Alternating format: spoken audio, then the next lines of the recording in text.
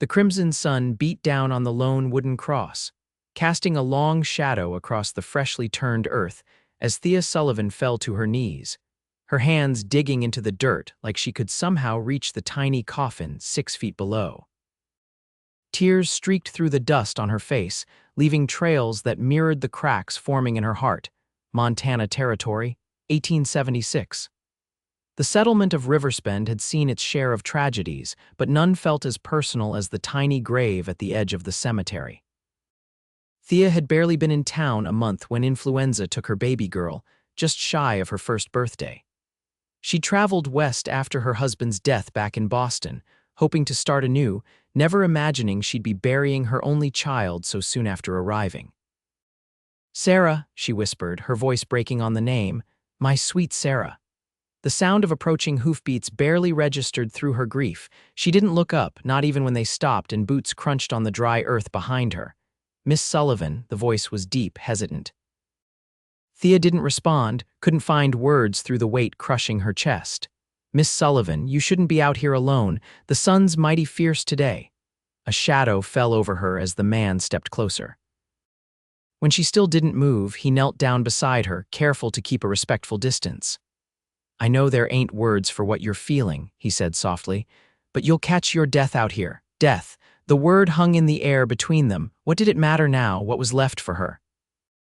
"Let me take you back to town," he offered. Finally, Thea looked up. Through tear-blurred vision, she saw him tall, broad-shouldered, with a weathered face that spoke of years under the western sun. His eyes, though, caught her attention. Blue as the Montana sky and filled with a gentleness that seemed at odds with his rugged appearance. "I can't leave her," Thea whispered. The man, Noah Matthews, the rancher who'd helped dig the grave yesterday, removed his hat and held it against his chest. "She ain't here, Miss Sullivan. Just her earthly remains. Your little one is with the angels now." Thea shook her head violently. "Don't you dare tell me where my daughter is. You don't know, nobody knows." Her voice rose to a ragged cry that echoed across the empty cemetery. To her surprise, Noah didn't flinch or back away. He simply nodded. "You're right, I apologize." His quiet acceptance punctured something in her and fresh tears welled. "She was all I had left, I know." His voice was barely audible. "Doc Morgan told me what happened to your husband." Thea stared at her daughter's grave, remembering how just 3 months ago she'd stood at another grave, watching them lower her husband John into the cold Massachusetts ground. He died in a factory accident, leaving her alone and pregnant in a city where she had no family. The money from his life insurance had been just enough to pay their debts and fund her journey west, where she'd hoped to build a new life for herself and Sarah. "I've lost everything," she said flatly. Noah was quiet for a long moment before he spoke again. "The sun's getting higher. At least come sit in the shade for a spell." He gestured toward a cottonwood tree at the cemetery's edge. When Thea didn't move, he surprised her by sitting down right there in the dirt beside her. "I can wait," he said simply. They sat in silence as the minutes stretched on.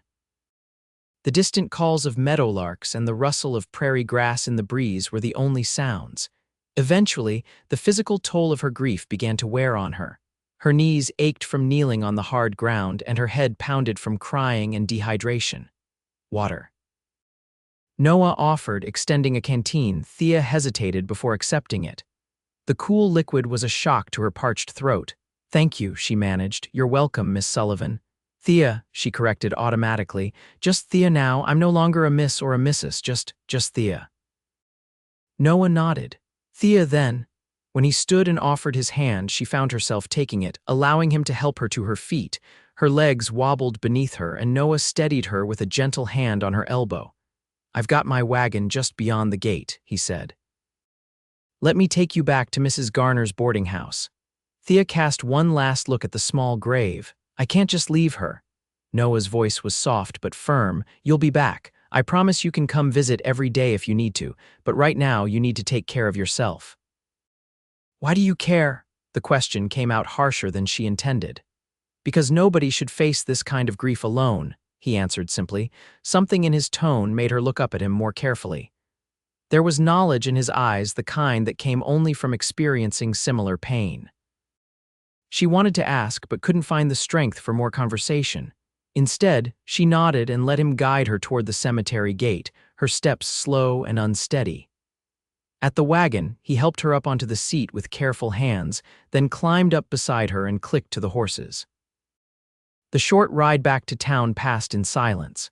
Thea stared straight ahead, seeing nothing, feeling nothing but the emptiness where Sarah had been. Riverspend was a small settlement, just a main street with a general store, saloon, church, doctor's office, and a few other businesses. Mrs. Garner's boarding house sat at the end of the street, a two-story white building with a wraparound porch. As they pulled up, the front door opened, and Mrs. Garner herself appeared, her round face creased with concern. "Oh, Thea dear, I've been so worried. You left before dawn."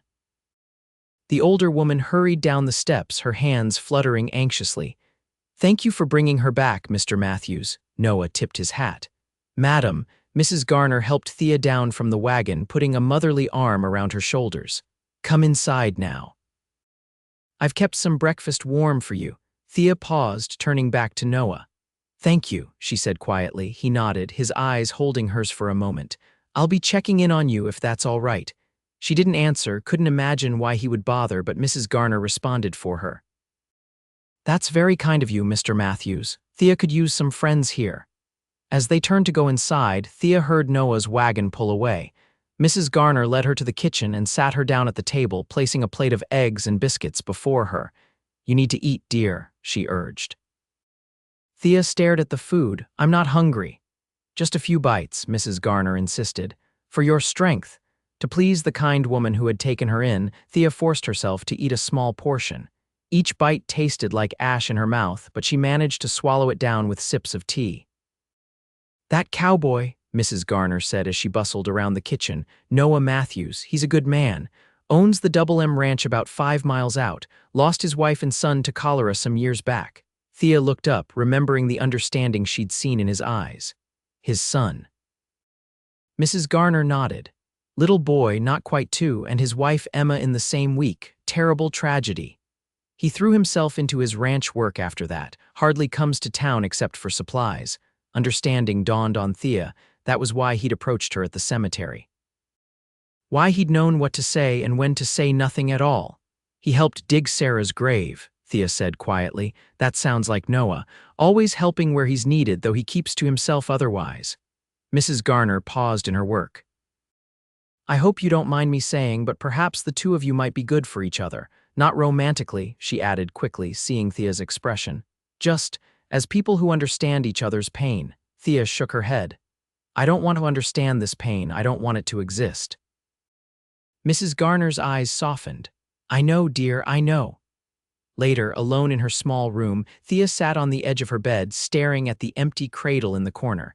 She couldn't bring herself to move it, though its presence was a constant reminder of her loss.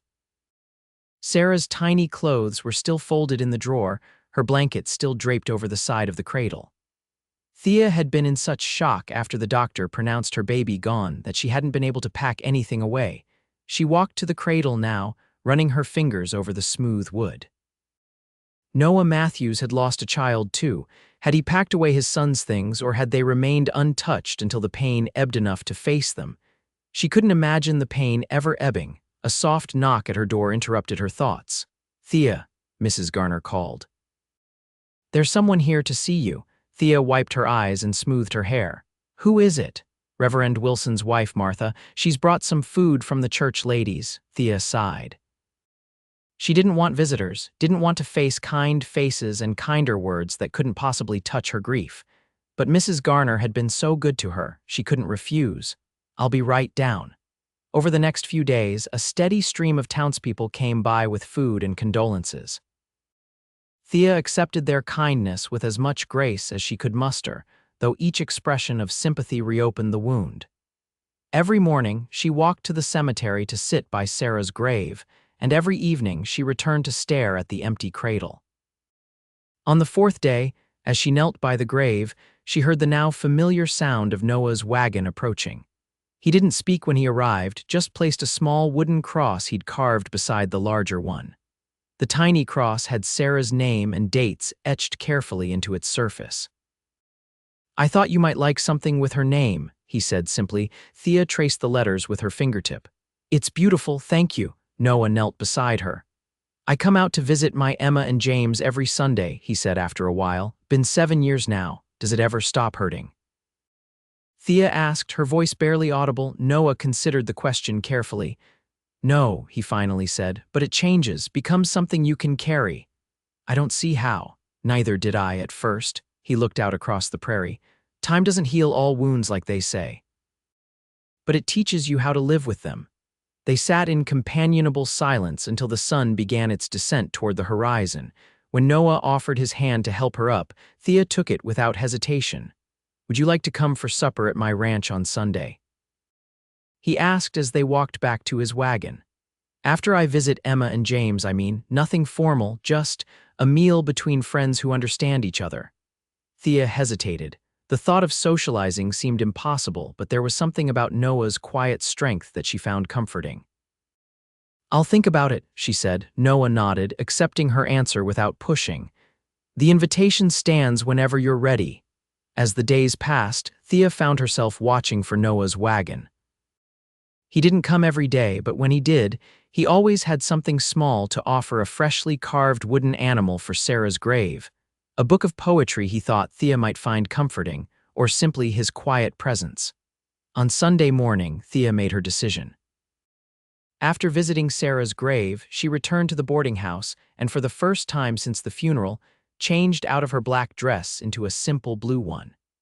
She wasn't ready to leave her mourning behind, but something about Noah's invitation had stirred a tiny spark of life within her. When Noah arrived to pick her up, his surprise at seeing her ready to go was evident. You decided to come, he said, a small smile lifting the corner of his mouth. I thought it might be good to talk to someone who truly understands, Thea replied. The ride to the Double M Ranch took them through rolling grasslands dotted with wildflowers.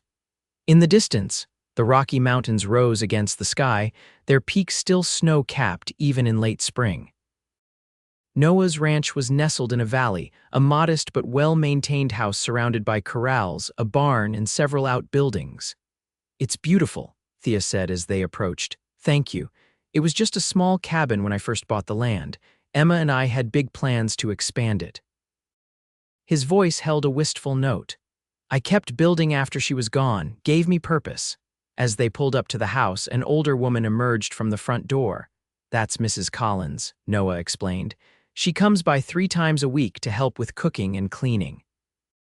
She's staying late today to help with supper. Mrs. Collins greeted Thea warmly, her weathered face crinkling into a smile. So pleased to meet you, Miss Sullivan. Mr. Matthews has told me about your loss. I'm truly sorry. Thea thanked her, then followed Noah inside. The house was simply furnished but comfortable, with handcrafted furniture and colorful quilts adding warmth to the rooms. Would you like a tour? Noah asked. Thea nodded, and he led her through the house, pointing out features he'd added over the years: the stone fireplace he'd built himself, the built-in bookshelves filled with volumes on ranching, history, and poetry. You read poetry? Thea asked, surprised. A slight flush colored Noah's tan cheeks. Emma loved it. I started reading it to feel close to her, found I enjoyed it myself. In the kitchen, Mrs. Collins was preparing a roast with vegetables. The scent reminded Thea that she hadn't had a proper appetite since Sarah's death, but for the first time, her stomach responded with interest. Supper will be ready in about an hour, Mrs. Collins informed them. Why don't you show Miss Sullivan the garden, Mr. Matthews? Noah led Thea outside to a small garden plot behind the house. Neat rows of vegetables were beginning to sprout, and along the fence, rose bushes were budding. Emma started the garden, Noah explained. I've kept it going, not as well as she did, but I try. Thea knelt to touch a rosebud. It's lovely. I had a small window box garden back in Boston. Sarah loved watching the butterflies that came to it. It was the first time she'd mentioned Sarah without tears immediately following. The pain was still there, sharp and present, but somehow sharing the happy memory felt right. James used to chase the chickens, Noah said with a small chuckle. Got himself pecked more than once, but it never stopped him. They traded stories as they walked around the ranch, small, precious memories of their lost loved ones.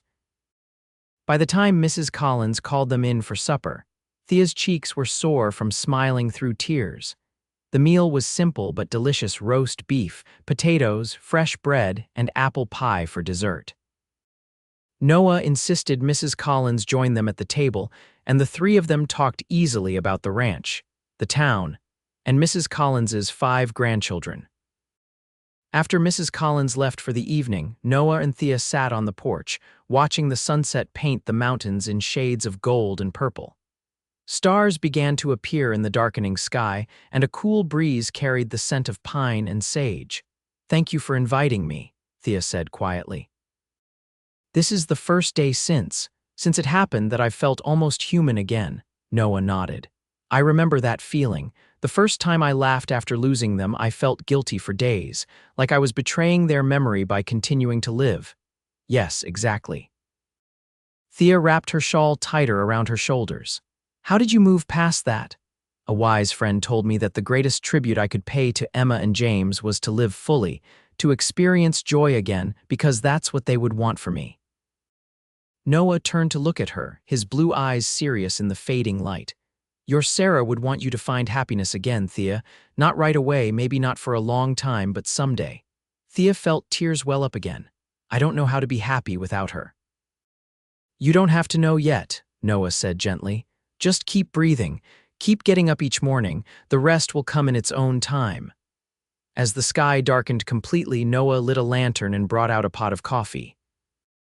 They sat in comfortable silence, sipping the hot drink and listening to the night sounds of the prairie, the distant howl of coyotes, the chirping of crickets, the occasional hoot of an owl. "I should take you back soon," Noah said eventually. "It's getting late and the trail can be tricky in the dark."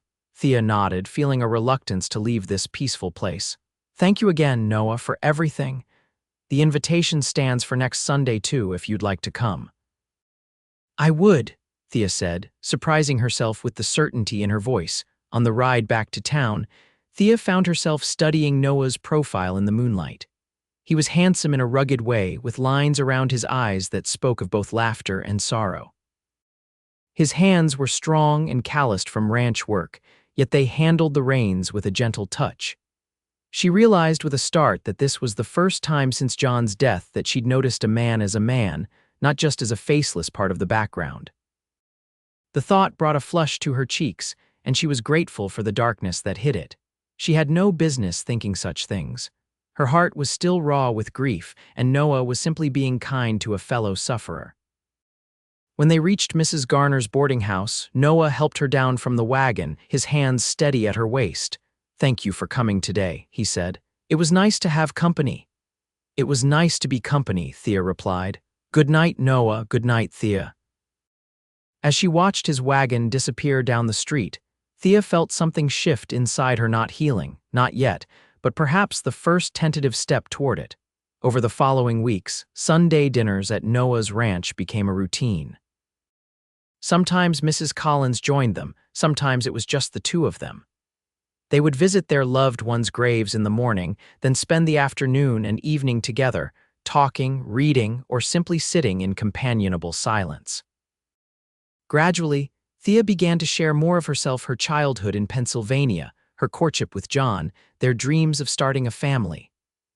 Noah, in turn, told her about growing up on a small farm in Missouri, meeting Emma at a county fair, and their journey west to start their own ranch. "We were so young," Noah said one evening as they sat by the fireplace. "Barely 20, full of dreams and plans. John and I were the same," Thea said. "We had our whole lives mapped out, a house in the suburbs, children, maybe a small business of our own someday." She sighed. "It all fell apart so quickly," Noah nodded. "Life has a way of appending our carefully made plans." "How did you decide to stay here? After Emma and James died, I mean, weren't you tempted to leave to start over somewhere else?" "I thought about it," Noah admitted. "Packed up twice, actually. But something kept me here. This land, this house, it holds their memory, and I realized I didn't want to run from that, painful as it was." Thea considered this.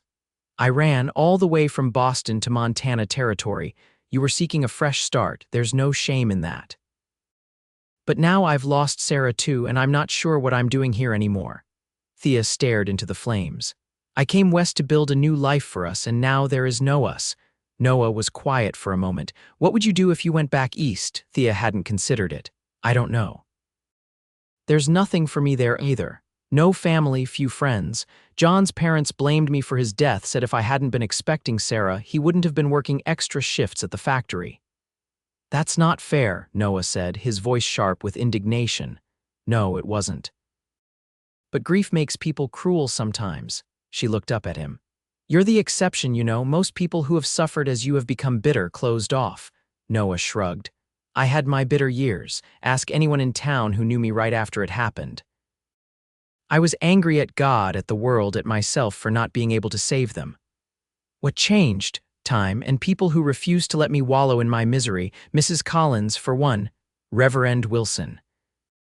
They kept showing up, kept pulling me back to the land of the living, even when I fought them every step of the way. He smiled slightly. Kinda like what I'm doing with you. Thea returned his smile. I've noticed. As spring gave way to summer, Thea found herself spending more time at the Double M. She began helping in the garden, discovering that working with her hands in the soil was therapeutic. Noah taught her to ride, and they took long rides across the prairie, exploring the beauty of the Montana landscape. In town, people began to notice their friendship. Mrs. Garner was openly approving, but Thea overheard whispers when she visited the general store or post office. Awful quick to be courting after losing her baby, one woman muttered. They say grief brings people together, another replied. Both lost their families, after all. Thea tried to ignore the gossip, but it stung. She and Noah weren't courting, they were friends, nothing more. If she sometimes found herself watching him when he wasn't looking, or if her heart beat faster when their hands accidentally touched, that was her business and no one else's. One Sunday in late July, Noah surprised her with a picnic by a small lake on his property. They sat under a cottonwood tree, eating fried chicken and Mrs. Collins's apple pie. I have something to ask you, Noah said as they finished their meal. Thea's heart skipped a beat. Yes, the school teacher, Miss Porter, is leaving at the end of summer to get married. The town council is looking for a replacement. I remembered you mentioned you taught school briefly before you married. Oh. Thea tried to hide her disappointment, though she wasn't sure what she'd been expecting. Yes, I did, for 2 years. Would you consider applying? Riversbend needs a good teacher, and it would give you a purpose here if you're planning to stay. Thea hadn't thought about her future in concrete terms. She'd been living day to day, her grief slowly transforming into something less acute but still present. The idea of teaching again, of having a reason to get up each morning beyond simply existing, was appealing. I'll think about it, she promised. Noah nodded, seemingly satisfied. They packed up their picnic and walked along the lakeshore, skipping stones across the water's surface. When Noah's hand brushed against hers, Thea didn't pull away. Instead, she let her fingers intertwine with his, a small step that felt monumental. They didn't speak of it, but something shifted between them that day. Their conversations began to include tentative plans for the future, discussions of books they might read together, places they might visit.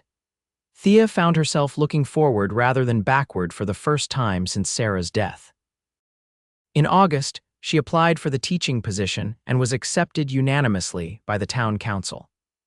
School would begin in September, and Thea threw herself into preparations, cleaning the one-room schoolhouse and developing lessons for students ranging from 6 to 16 years old. Noah helped her repair desks and bookshelves, build a new blackboard, and gather supplies. They worked side by side, their easy companionship deepening with each passing day. The night before school was to begin, Noah invited Thea to dinner at the ranch. When she arrived, she found the table set with a white cloth and candles and Noah dressed in his Sunday best. What's the occasion? She asked, suddenly self-conscious in her everyday dress. Your new beginning, Noah said, pulling out her chair. I thought it deserved a celebration. Mrs. Collins had outdone herself with the meal roast chicken, fresh vegetables from the garden, and a chocolate cake for dessert. Noah poured wine, a luxury in the territory, and raised his glass. To Thea Sullivan, Riversbend's finest teacher, Thea blushed. I haven't taught a day yet. I might be terrible, not possible. Noah's eyes held hers. You're going to be wonderful. After dinner, they sat on the porch swing, watching the stars appear. Noah seemed unusually quiet, almost nervous. "Is everything all right?" Thea asked. He took a deep breath. "I've been wanting to say something, but I'm not sure if it's too soon." Thea's heart began to race. "Say what?" Noah turned to face her, taking both her hands in his. "These past months, getting to know you, seeing your strength and courage through your grief, I've come to care for you, Thea. More than as a friend." Thea stared at him, her mind whirling. She'd been so focused on managing her grief, on rebuilding her life piece by piece, that she hadn't allowed herself to acknowledge the growing feelings between them. "I know it might be too soon," Noah continued when she didn't respond. "And if you don't feel the same way, I understand. We can continue as friends, but I needed you to know." "Noah," Thea finally managed, "I care for you too. I feel guilty sometimes, like I'm betraying John and Sarah by finding happiness again." Noah squeezed her hands gently. "I know that feeling well, but loving again doesn't diminish what we had with them. It honors it in a way, shows that they taught us how to open our hearts." Tears welled in Thea's eyes. "I'm scared. What if I lose you too?" "Life offers no guarantees," Noah said softly. "But is that a reason not to live it fully, not to love while we can?" When he leaned forward, Thea met him halfway. Their first kiss was gentle, tentative, a question and an answer all at once. When they pulled apart, Thea saw her own mixture of emotions reflected in Noah's eyes: joy, fear, hope, and the ever-present shadow of past losses. "We'll take it slow," Noah promised. "One day at a time." Thea nodded, leaning her head against his shoulder as they swung gently in the evening breeze. Her first day of teaching was both exhausting and exhilarating. 23 students of varying ages and abilities filled the schoolhouse, each with their own personality and challenges. By the end of the day, Thea's voice was hoarse from talking and her head was spinning with names and faces, but she felt a sense of accomplishment that had been missing from her life. Noah was waiting outside when school let out, leaning against his wagon with a smile on his face. "How was it?" he asked as the children scattered, calling goodbyes to their new teacher. "Wonderful, terrifying. I'd forgotten how much energy children have." Thea accepted his hand as he helped her into the wagon. "They're lucky to have you," Noah said, climbing up beside her. "The whole town's been talking about how good you are with them." As fall painted the landscape in golds and reds, Thea and Noah's relationship deepened. They began attending church together on Sundays, followed by dinner at his ranch. Thea continued to visit Sarah's grave regularly, sometimes alone, sometimes with Noah, but the crushing grief had gradually transformed into a quieter sorrow that she could carry without being consumed by it. In October, Noah surprised her with a gift, a small silver locket. "Open it," he urged. Inside was a tiny portrait of Sarah, painted from the daguerreotype Thea kept by her bed. "How did you?" Thea breathed, tears springing to her eyes. "I sent it to a portrait artist in Helena. Mrs. Garner helped me borrow the picture while you were teaching." Noah looked uncertain. "I hope it's all right. I thought you might like to keep her close to your heart." Thea threw her arms around him. "It's perfect, thank you." Noah fastened the locket around her neck, his fingers brushing against her skin. "I love you, Thea Sullivan," he said quietly. "I know it hasn't been that long, but I'm sure of it." Thea touched the locket, feeling the weight of it against her chest. "I love you too." The first snow fell in November, blanketing the prairie in white. School was canceled for 3 days as the storm raged, and Thea found herself restless in her room at the boarding house. On the 4th day, when the sun finally broke through the clouds, Noah appeared with his sleigh to take her to the ranch. "I was going stir-crazy," Thea admitted as they glided over the snow-covered trail. "Me too," Noah said. "The ranch hands are good company, but they're not you." At the ranch, they spent the day baking bread, reading by the fire, and playing checkers. As evening approached, Noah became uncharacteristically quiet again. "What is it?" Thea asked. "You have that look." "What look?" "The one you had the night you told me you cared for me, like you're working up the courage to say something important," Noah chuckled. "You know me too well already." He took her hand, leading her to the sofa in front of the fireplace. "I do have something to ask you." He reached into his pocket and pulled out a small wooden box. Thea's breath caught as he opened it to reveal a simple gold band with a small pearl. "It was my grandmother's," Noah explained. Thea Sullivan, will you marry me? I know we haven't known each other that long, but I love you and I want to build a life with you. Thea stared at the ring, her mind racing. It was soon they'd only known each other for 8 months, had only acknowledged their feelings for 3. But in that time, she'd come to know Noah's heart, his strength, his integrity. She trusted him completely. Yes, she said, surprising herself with the certainty in her voice. Yes, I'll marry you. Noah's face broke into a smile that lit up his eyes. He slipped the ring onto her finger, then pulled her into a kiss that left them both breathless. When? He asked when they finally pulled apart. Spring, Thea decided. When the world is new again. They were married in April 1877 in the small white church in Riversbend. Thea wore a simple cream-colored dress with lace at the collar and cuffs and carried a bouquet of wildflowers. Noah looked handsome in his black suit, his usually unruly hair tamed for the occasion.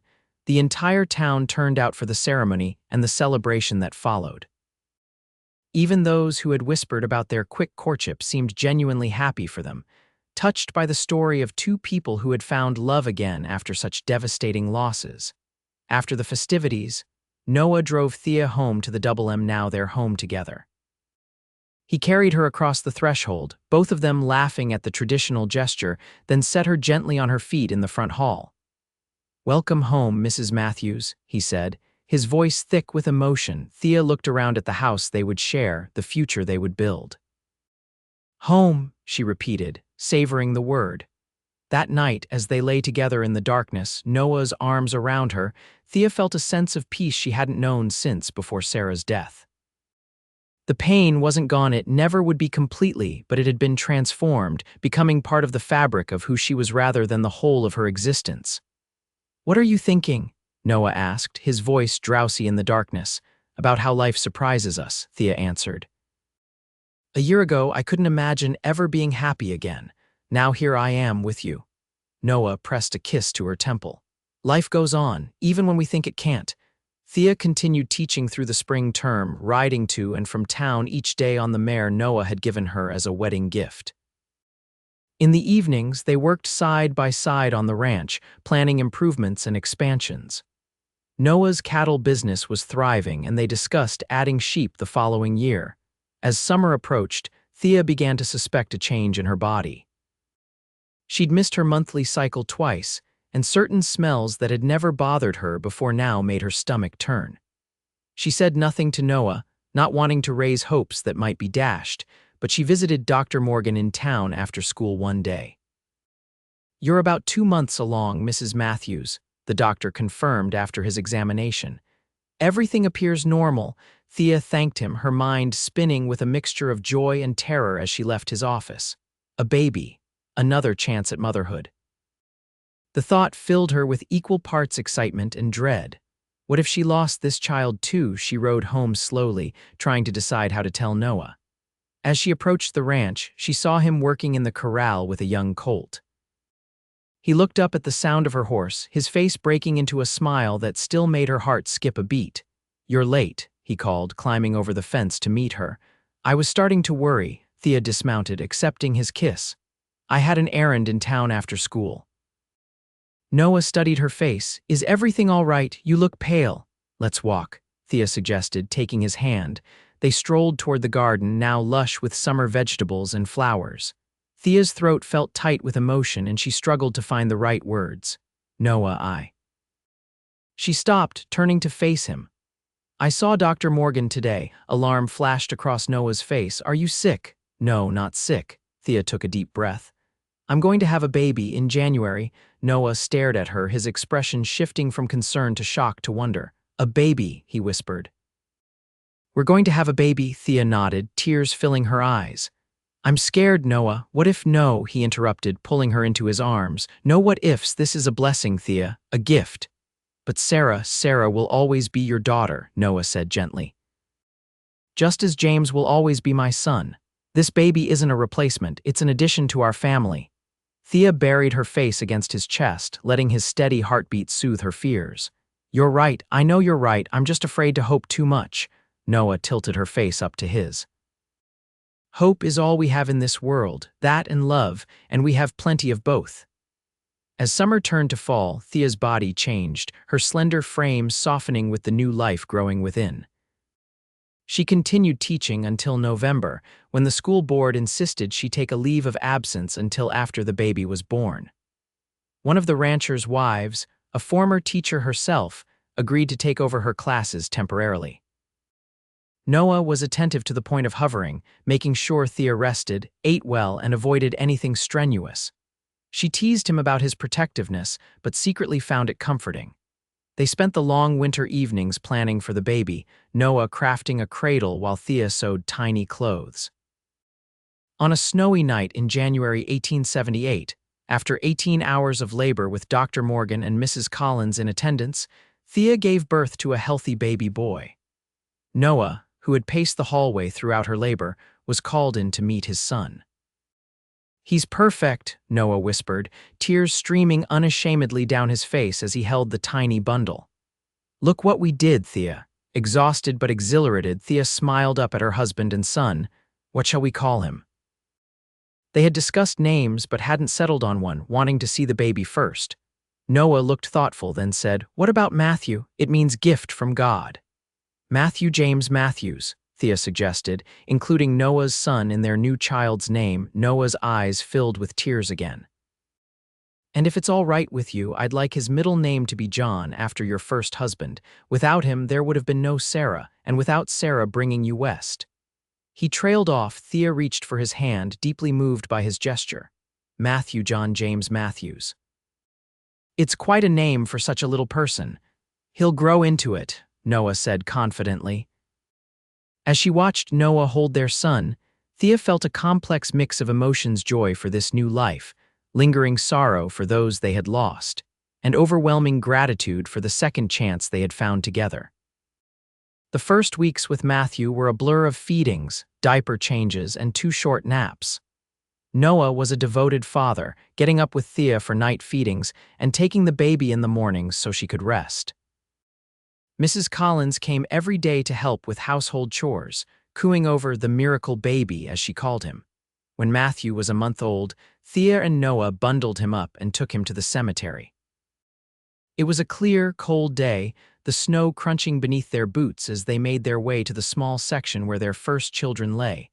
At Sarah's grave, now marked with both the wooden cross Noah had made and a proper headstone, they stopped.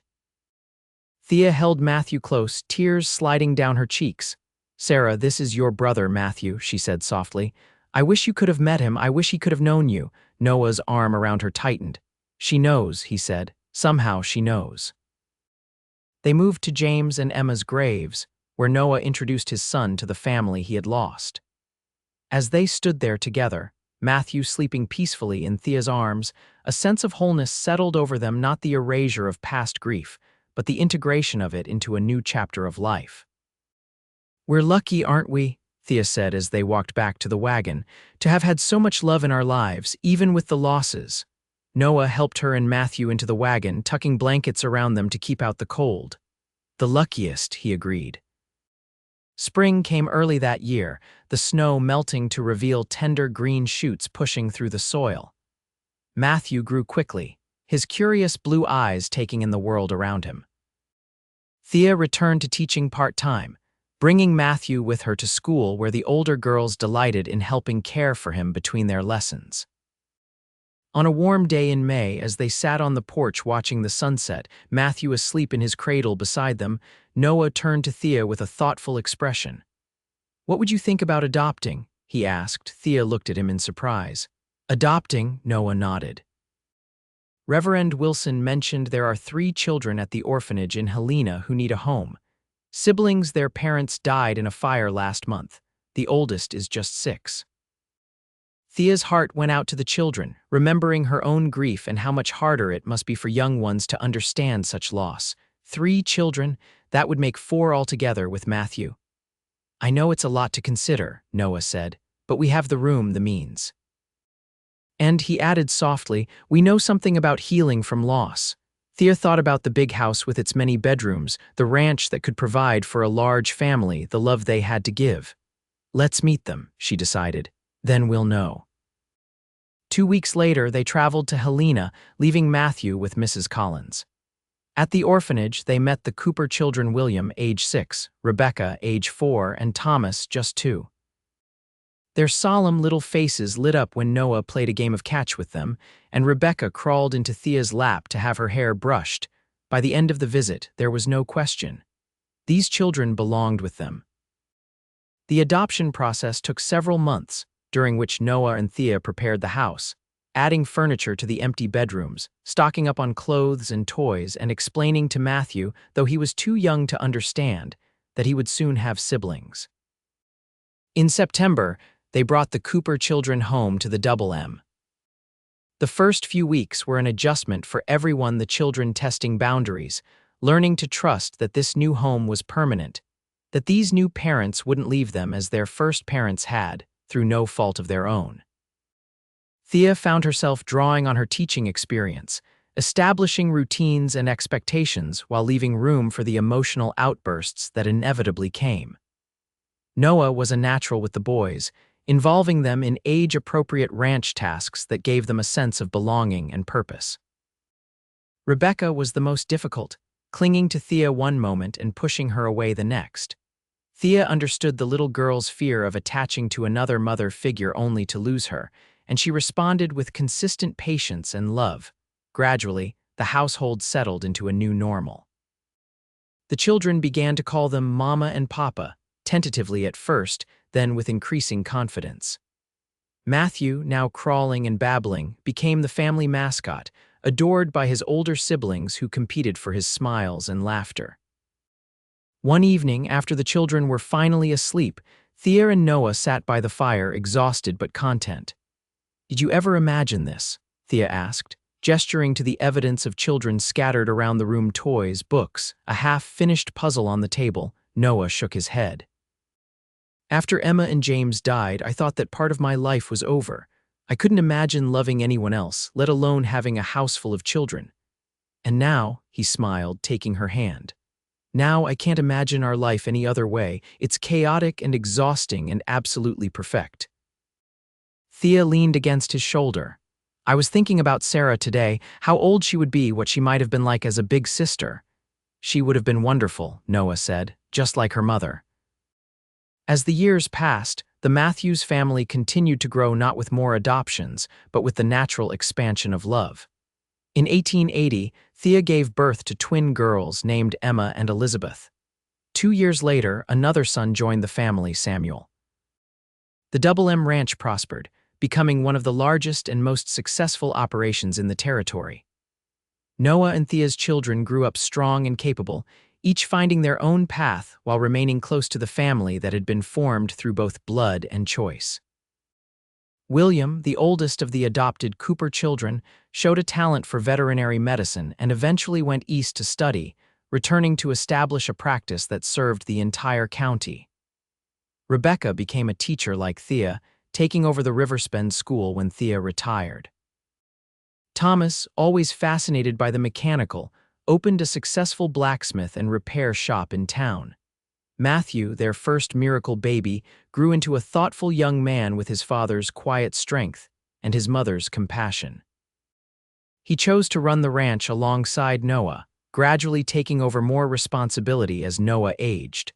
The twins, Emma and Elizabeth, were as different as sisters could be: Emma artistic and dreamy, Elizabeth practical and determined. Yet they were inseparable, complementing each other's strengths and weaknesses. Samuel, the youngest, combined his brother William's love of animals with his brother Thomas's mechanical aptitude, developing innovative ranching equipment that made the Double M even more efficient. Through it all, Noah and Thea remained the heart of the family, their love deepening with each passing year, each challenge faced together, each joy shared. On a summer evening in 1896, 20 years after they first met at Sarah's grave, Noah and Thea sat on the porch of their home, watching their grandchildren play in the yard. Their hair had grayed, their faces had lined, but their eyes still held the same light when they looked at each other.